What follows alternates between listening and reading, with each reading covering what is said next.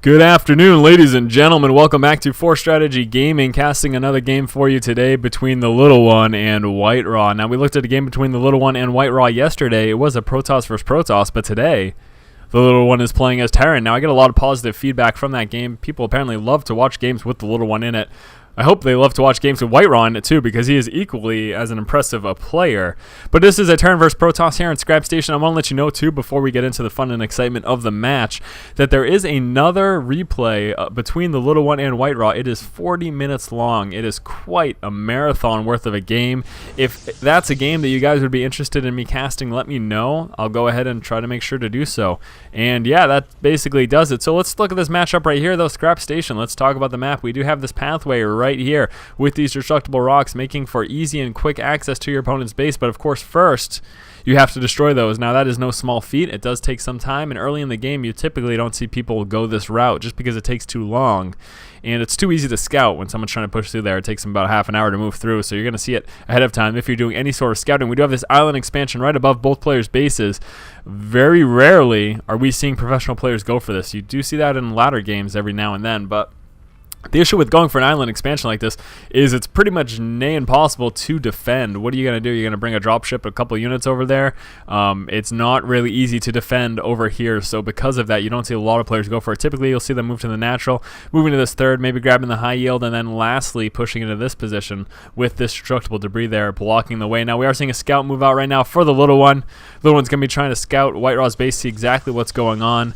He's not going to see much of anything. What he's looking for is that second building, if it's a second gateway, but there's no way in heck. Nobody two gates on Scrap Station. It's just impossible to pull off. The run distance is way too far at the beginning of the match. Again, with these destructible rocks blocking this pathway, it takes forever. Early rush is not the most effective thing on this map as Protoss against a Terran player. So he's going to be seeing a Cybernex core go down, and there it is. So that is to be expected.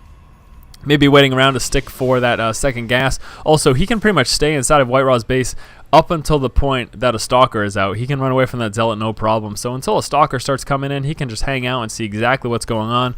Now, that is not the case for WhiteRa. Unfortunately, once his first Marine is out, WhiteRa does have to vacate the base, and you can see he didn't even actually bother scouting the Little One's base at all. So he says, screw it, I don't need scouting. I've got map hacks. No, he doesn't have map hacks, but he is not too worried about any early pressure from his opponent. So he's just going to hang tight inside of his base and use all of his drones for trying to kill this SCV. Use all his probes for trying to kill this SCV and for mining. He doesn't want to pull anyone off the line unnecessarily. Whole bunch of Marines going down here for the Little One. And what is this secondary building? It is a factory. So what does this mean? Well, it means he's not going for early pressure with Marines and Marauders. We can see no tech lab here on the barracks, so we see that factory going down. So we are seeing a fast tech build now. We may be seeing a second refinery at this point as well. We're going to see, though, he might just be going straight for the starport and maybe just going for a drop. That could be quite possible. Hellion going down, and there's that starport. So I'm going to predict, I haven't watched this game yet, but I'm going to predict a drop with Marines and Hellions. This is a pretty popular opening. I actually like to, when I play team games with my friends, I like to open up with this to drop on people, because people in team games are typically really bad. I don't know what it is, but on general, the skill in team games isn't quite as high as it is in 1v1 games. I know the reason for that is that 1v1 games are much more intense, but anyways, the point is that this looks like a Marine and Hellion drop in the making. We're going to see if that's what he ends up doing, but I'm going to call it right now. I think it's going to happen. Proxy Pylon moving down over here for WhiteRa. Going to allow him to what did I just call him? For WhiteRa, going to allow him to warp in some units over here, maybe for some early aggression. This is kind of a forward pylon. Also, it's going to allow him to flank if he gets attacked. He could warp in some units right behind the Little One and attack. So if that happens, that is something he's going to be able to do. We do have a robo going down right now. First observer on its way out. I don't think that's going to get out in time, though, for this dropship. I think the dropship's going to be in his base before that. He can make use of that. Now, two Hellions moving down over here, grabbing the Zelnaga Tower. Luckily, with their speediness, they can easily get away if they see any push coming. Pylon is finished, so the proxy warp-in of units is possible. Those two warp gates being changed right now. Those two gateways being changed into warp gates right now. And there's that third gateway, so 3-gate robo. Immortal on its way out. First observer is en route, and it's going to catch the dropship right halfway. So now WhiteRa knows there is a drop coming. Is he responding? Yes, he is. Going to be moving his units down. Bunch of Marines, and with this dropship, this could be a real problem. Force field going down. Going to try to trap him, but Hellions moving in. Getting those Zealots down very quickly. Going to take down those sentries now as well. Losing one Hellion. Lifting up those Marines. Are going to continue to push right now. And this turns out to be a little bit more devastating than I think WhiteRa would like. Now, this first Immortal is in, but the problem is that Immortals are not really good against Marines. They're not really good whatsoever. In fact, the Marines pretty much going to have no problem taking them out. Going to target fire that Immortal. He's going to drop down very quickly. Also want to watch out for that Stalker. Probe's going to be moving down to help in the fight. Marines doing a good job of microing away, staying away from the damage of the probes as much as possible. They definitely want to stay away from that Zealot, if at all possible. Going to move down the Hellion. A little bit of miss micro, though, trying to get his units back into the medevac. He ended up losing a Marine unnecessarily, and yeah, that's pretty much it for that push. But that was a pretty solid push from the little one. He did manage to do a bit of damage. Now over here, WhiteRa does know exactly what's going on.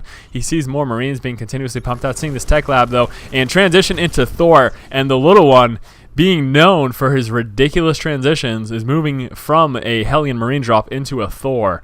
And yes, we did see the armory, so WhiteRa does know that that armory is there, so he knows that a Thor is very, very possible. And here we go, Thor drop on the way. Now, an issue is going to be that Immortal. He wants to stay away from that Immortal because that Immortal does do quite a bit of damage to the Thor. So if he does go for that Thor drop, he just needs to be careful and make sure he doesn't take too much damage from the Immortal. Hellion moving up, finding that proxy pylon, was also checking for an expansion. There, of course, is no expansion to be seen over there.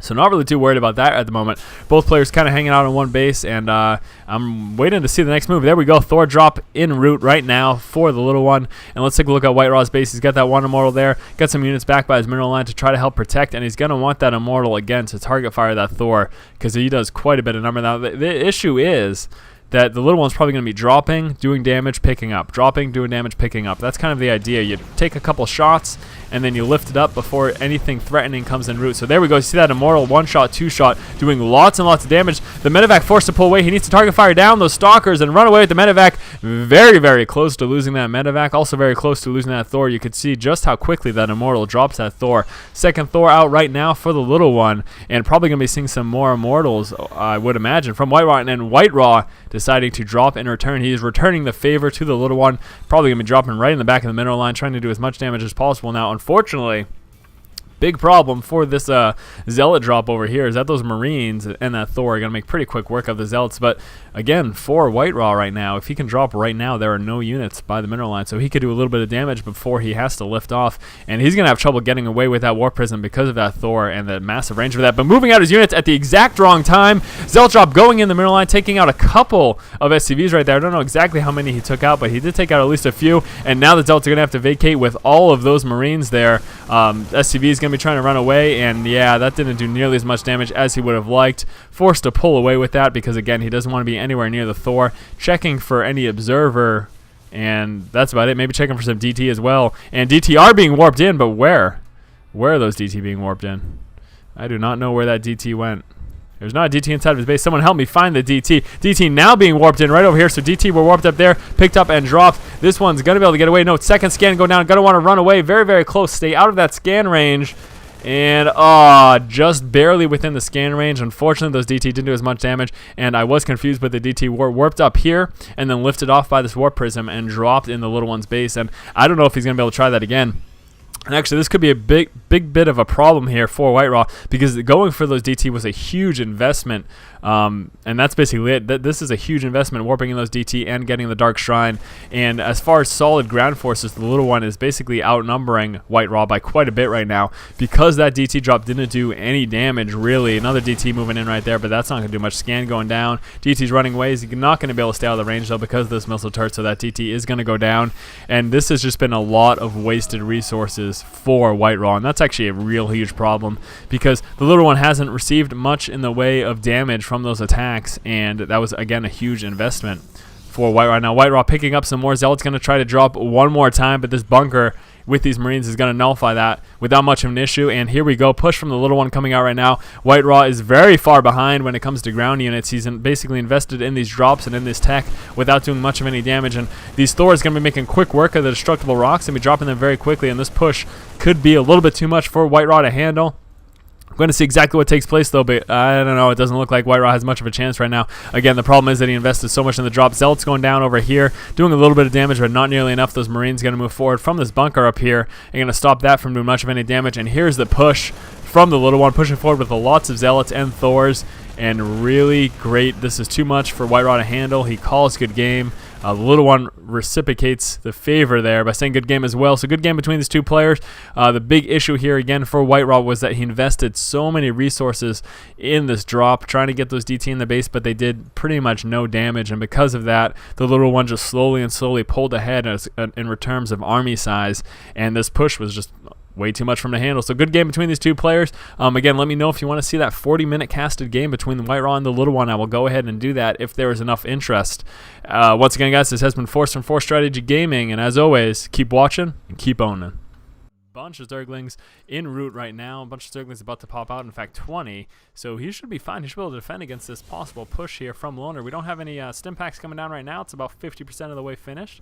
Have another barracks right here with the tech lab going down. That's actually the initial frontal barracks moved backwards, and then moving this barracks up into the safety of his base as well. So what we're probably going to be seeing, a little bit of foresight here, I haven't watched this game, but we're probably going to see Loner push out once stim pack comes up. That seems like a fairly obvious assessment. Good job at stating the obvious force, but the general idea is that's what's known as a timing push. You push out when you have that advantage, and having that stim pack gives his units the advantage. And then so we might very well be seeing that, and we'll see what happens. Some transferation there.